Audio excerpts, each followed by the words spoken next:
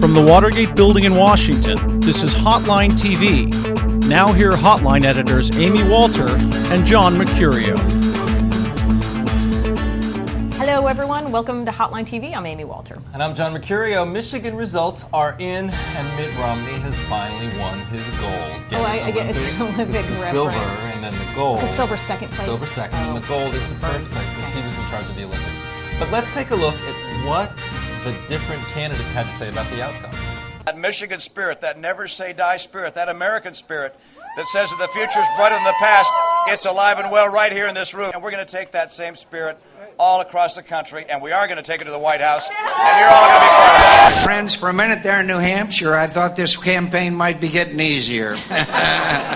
We've gotten pretty good at doing things the hard way, too, and I think we've shown them we don't mind a fight. Oh, sorry about that, John. Didn't mean to interrupt your speech. Tough break on that one. Anyway, so, John, now what?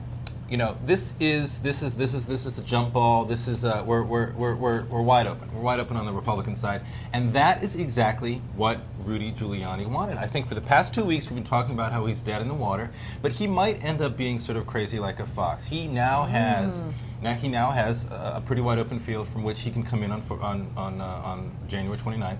And potentially, get back into this game, propel himself into February 5th. And we're seeing how quickly the media perception of these candidates changes. Oh, I mean, John really McCain, is. Yeah. I was reading so many stories this morning about the race. John McCain, there were so many people yesterday last night writing his political obituary. He's now dead in the water. His campaign was driven by momentum. He doesn't have the money to continue. The independents and the sort of maverick Republicans and the Democrats who he relied on in 2000 have deserted him in 2008. So all of the sort of beneficial things that he was benefiting from after New Hampshire are now have now sort of evaporated. And if Giuliani is able to take that perception after Florida and bank it onto February 5th, this is very, very likely that he could be a part of the game again. Well, and this is a very important point too, which is Romney was able to get silvers, and we can't dismiss that completely because Silver, nobody else. It's like the Olympics, because silver is like being gold. Okay. But the fact is, he's been able to use his money advantage to put him in position to be a front runner, right? And having the infrastructure in those early states.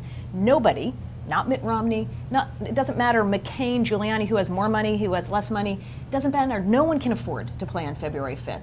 So, this idea that, well, you can only go forward if you're going to have enough money, I think the question is going to be, by the time we hit the end of January, just how likely is it that somebody has coalesced the vote enough? And in our new Hotline Diageo poll, I think there are a couple interesting things to look at for John McCain, which is he is doing the best among Republicans. They like him the best. The longer this goes on without rock'em sock'em slash and burn, the better it is for him. Giuliani, very much alive, at least among Republicans, but among independents, doing as badly as he's ever done. Right. So for him, the bigger question is, can he prove himself to be electable? The guy who's running as the blue state, 50-state candidate may have a harder time in some of these states where he thinks he's going to get independent crossover voters than he assumed early on. Interesting, very interesting. The other thing I think we're watching closely, though, is look, South Carolina. They came out of Iowa with Huckabee the winner because he was able to sort of build on a coalition of evangelicals and the religious community. They go to New Hampshire. McCain wins, very, very different race. Huckabee falls to third because McCain is able to pull independents, but also sort of economic conservatives. And then they go to Michigan, where Romney again runs a very, very different campaign. Sort of tries to pull on populist themes, which we hadn't heard from him before. Appeals to the auto industry, appeals to the state's economic anxieties. Now we're going to South Carolina, where it's an entirely different race. So not only do we have entirely different winners in each of these races, but we've got different constituencies that they're talking to. It really, it can't be emphasized enough how unpredictable this race is, because frankly there have been essentially now, I think, three or four different races. Well, and nobody's been able to prove that they can get out of their little box, right? Right. Huckabee's box, evangelicals. He hasn't proven he can do anything more than that. He didn't prove it in Michigan or New Hampshire on this populist theme. McCain hasn't proven that he can do better. He's doing better among Republicans in 2000, but not good enough. So he's still the guy who's like, well, he does well with independents, but not much more.